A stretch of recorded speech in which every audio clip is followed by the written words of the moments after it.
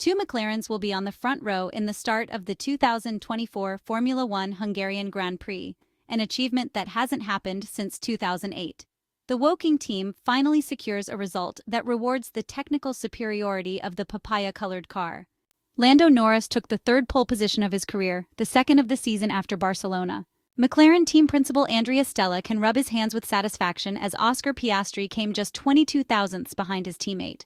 The Englishman achieved a stunning 1 minute 15.227 on soft tires in the first run, which is 1.4 seconds faster than last year's pole position. It is well known that the Hungarian track does not facilitate overtaking, and track position becomes crucial. Lando Norris has wasted several opportunities this season, and tomorrow he will have the chance to reap what he has sown. So much so that the Briton did not indulge in too many celebrations.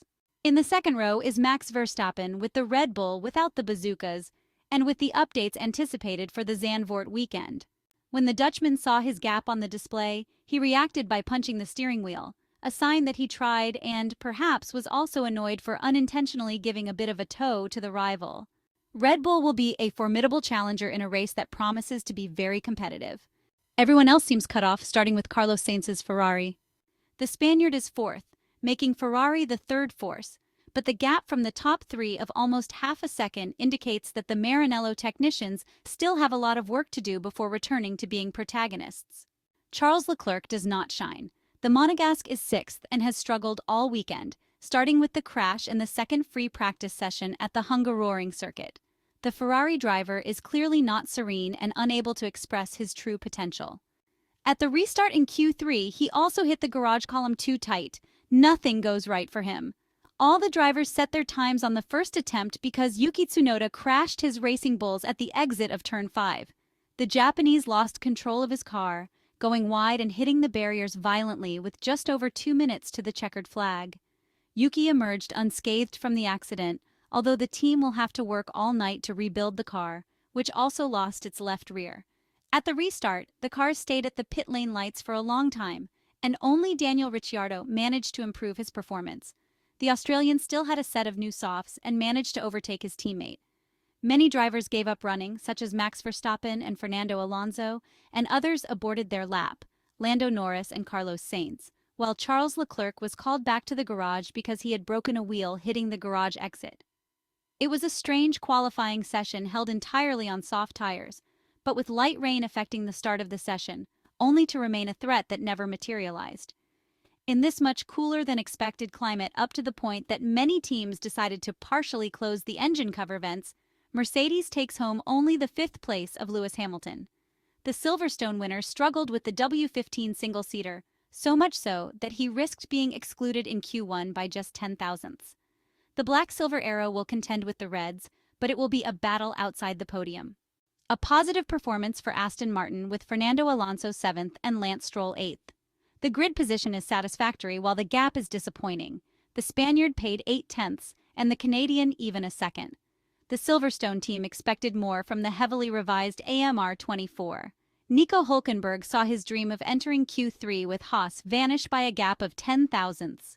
The funny thing is that the German made the last attempt with a set of used soft tires. Otherwise, he would have easily passed. Positive is the 12th place of Valtteri Bottas with the revised and corrected Sauber. The Finn can appreciate the quality leap with this C44, which finally seems to be working. In 13th position, we find Alexander Albon, ahead of his teammate Logan Sargent, who managed to pass the first cut with Williams. The American reacted calmly to team boss James Vowles' attempt to replace him with Esteban Ocon. Kevin Magnussen with the second Haas was not exciting and settled for 15th. He did his job by passing the first cut. Once again, Sergio Perez disappoints his team, crashing at turn 11 during lap 5 of Q1. The Mexican lost his RB20 after going too far on the curb and violently hit the barriers with the rear. The very disappointed driver exited the Red Bull cockpit under his own power, aware that his adventure with the world champion team might end after the summer break. The red flag stopped the session as the track got wet. When the session resumed, Alpine decided to keep both drivers in the garage because they were theoretically qualified. Unfortunately, the track dried quickly, causing Esteban Ocon and Pierre Gasly to drop to the bottom of the grid. Incredible but true. The team of Bruno Famin made rookie mistakes. It did not go better for George Russell with Mercedes. The Englishman was 14th and rightly wanted to go back on track, but the team put in too little fuel, preventing him from setting a sufficiently good lap to avoid the cut as the track improved. George could not make another attempt due to the lack of fuel and finished 17th. A very disappointed Russell was convinced he had a competitive car. Guan Yu Zhou with the Sauber also failed to make the cut. The Chinese driver never found the pace all weekend. The fear of winning or not being able to is a terrible thing because it goes beyond the performance of the car or the rivals. It is a personal issue, a struggle with the demons inside oneself. At stake is not only first place, but also one's reputation. Lando Norris, the poleman for the Hungarian Grand Prix, knows he must win. He has no alternative with a McLaren that has taken the entire front row, something that hasn't happened in 12 years, proving to have the best car at the moment, capable of being a protagonist anywhere.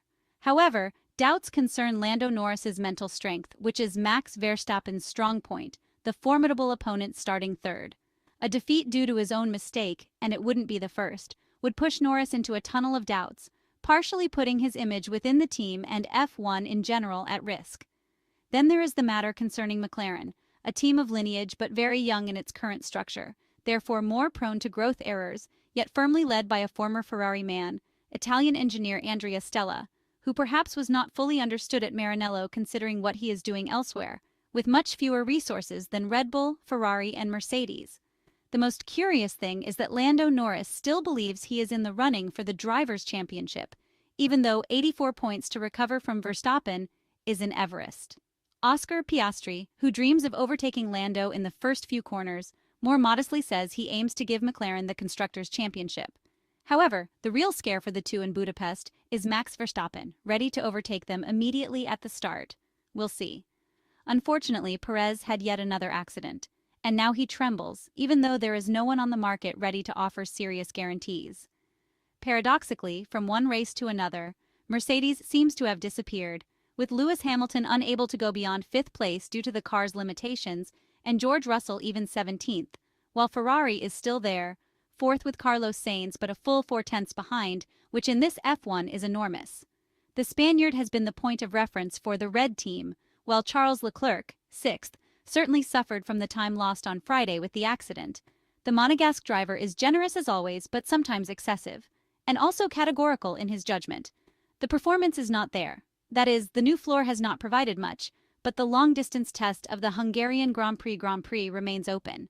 In reality, everyone expected much more from Scuderia Ferrari this weekend, on a track devoid of the fast corners of Silverstone, which are very difficult for the SF24 at this moment. Sufferings upon sufferings for the Maranello team. When will a hint of a smile return for the Ferrari fans?